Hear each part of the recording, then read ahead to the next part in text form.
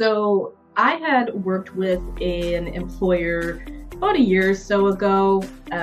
Very big office, can be a little bit loud, noisy. They dealt with medical billing and ambulatory transportation and things of that nature. And they had an employee who was really struggling to meet the demands of the data entry aspect of their job, just because they said it's just too noisy, it's just too loud. And they had originally asked to work from home because it would, in their eyes, mean less distractions, it would be quieter.